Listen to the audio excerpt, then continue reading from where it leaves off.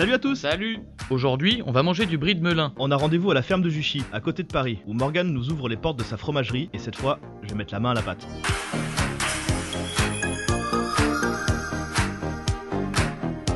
Faut voir comment ça se passe. On va voir comment tu t'y prends.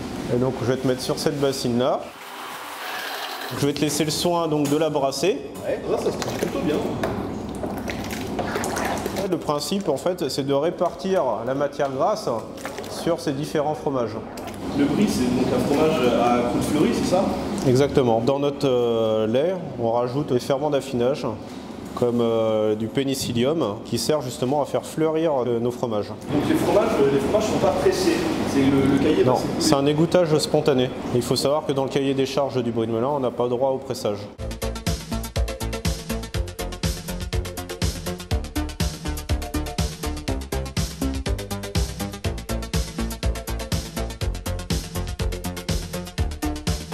Dans chaque lot, on coupe 5 fromages pour pouvoir faire une recherche des fleurs pathogènes. C'est un laboratoire extérieur qui nous prend donc 3 fois par semaine des fromages. Une fois qu'on a reçu le résultat donc, de ces lots et qui sont bons microbiologiquement, on les expédie.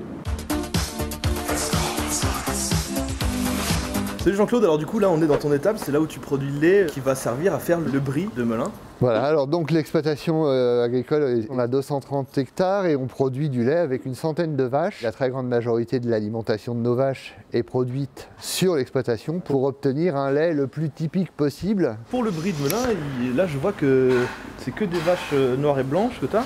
Le cahier des charges du brie ne prévoit pas de race spécifique, mais dans les faits, la race majoritaire, c'est la vache Primolstein. Bon, et elles sont assez dociles, on peut les caresser. Elles ont des petits noms là. Alors elles ont des petits noms parce que c'est pas 100 vaches, c'est 100 individus différents et on les connaît comme des profs pourraient connaître leurs élèves. Il y a un test qui se fait, c'est on s'approche de la vache et elle ne doit pas se sauver, c'est la preuve qu'elle n'a pas peur. Voilà, ça c'est le test parfait de la vache qui est... en général, les vaches laitières sont des vaches qui sont très dociles. D'accord. À partir du moment où elles sont élevées dans de bonnes conditions. Là, on va rejoindre Geneviève et Jean-Michel qui appartiennent à la confrérie du brie de Melun pour une petite dégustation. Allez, venez. Ah, les bons fromages, les fromages de brie, fait de bons laitages, régale des gourmets. Ah, les bons fromages, les fromages de brie, sont encore meilleurs avec du bon pain, sont encore meilleurs avec du bon vin. Geneviève et Jean-Michel, puisque vous aimez le brie, je vous ai ramené un petit cadeau, vous allez m'en dire des nouvelles. Merci, merci. Alors déjà, je dirais qu'il a peut-être le nom de brie, mais ce n'est pas un brie, puisqu'on sait très bien qu'il n'y a que deux seuls brie AOP, le brie de Melun et le brie de Meaux, avec des tailles qui sont effectivement réglementées. Parce que le brie de Melun, on est sur un format qui est comme ça. Hein. Exactement. Là, on voit bien la différence quand même, il y a Ben là, c'est un format coulommier, ça. pas grand-chose à voir. Hein. Comment se coupe le brie de Melun? On part du centre au talon et le couteau spécial brie de Melun, c'est un couteau dont le rayon est égal au rayon du brie de Melun. Alors on peut goûter. Allez, on n'est pas obligé de goûter celui-là. Hein, si, Oui, non mais par curiosité, vous nous avez amené... C'est un fromage qui a une pâte douce, mais qui n'a absolument pas de goût. Ouais. On n'est pas sur un fromage au lait cru. Si vous voulez, le goût, on le recherche. On est un peu gêné par le fait que le terme brie, le terme coulommier, le terme camembert soient des termes internationaux qui peuvent être utilisés dans le monde entier. Et nous, on a brie de Melun, brie de Meaux, on a la chance de raccrocher les villages d'origine, les villes d'origine à notre fromage. On vous propose maintenant de goûter du brie de Melun, qui est à un stade de demi-affiné, hein, puisqu'on voit il y a effectivement cette pâte blanche qui est au milieu.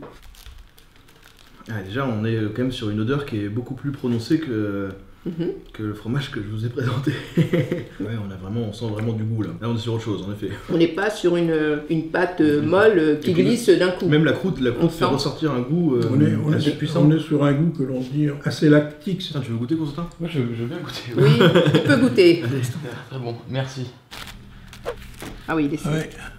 Ouais. Voilà. Alors là, il est effectivement très sec. Donc là, on peut s'en servir pour du râpé ou pour déguster en copeaux. Voilà. Okay. Donc là, on peut dire que c'est du brie sec. Du brie sec. Du brie sec. Est-ce qu'il deviendrait noir en gardant plus longtemps ou pas? Je sais pas. Je pense pas. Hein. Tu peux manger ça comme ça? Ah oui, Ouais. oui, bien sûr.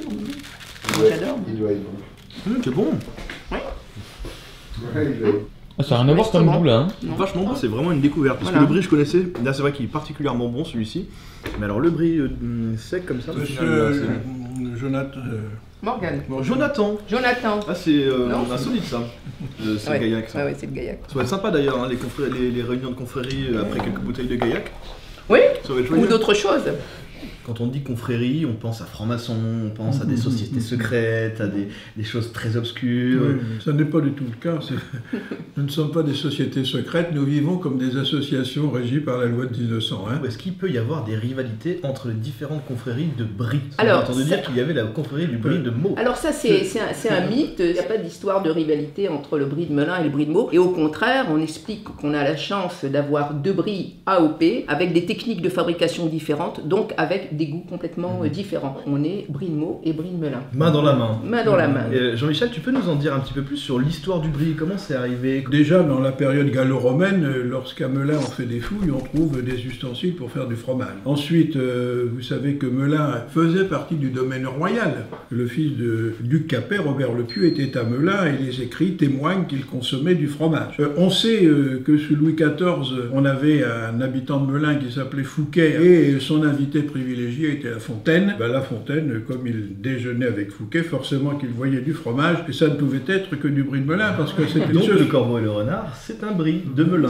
Voilà, fromage que tenait le corbeau, sachant qu'à l'époque les corbeaux étaient beaucoup plus développés qu'aujourd'hui. Oui, parce que pour tenir un truc comme ça dans son bec... Nous avions un il était- corbeau, une variété de corbeaux que l'on peut voir encore dans certaines régions qui s'appelle corbeau d'Europe, qui Un sont albatros, beaucoup plus quoi. grands. C'est ça, exactement. Plus grands. La Révolution arrive, vous connaissez l'histoire de Talleyrand. Talleyrand était au congrès de Vienne, s'ennuyait, enfin tout le monde s'ennuyait, paraît-il, mais enfin on faisait la fête. Il imagine un concours de fromage, et c'est un brie qui devient vraiment le prince de fromage, le meilleur fromage de l'Europe à l'époque. Ah, les bons fromages, les fromages de brie sont encore meilleurs avec du bon pain, sont encore meilleurs avec du bon vin.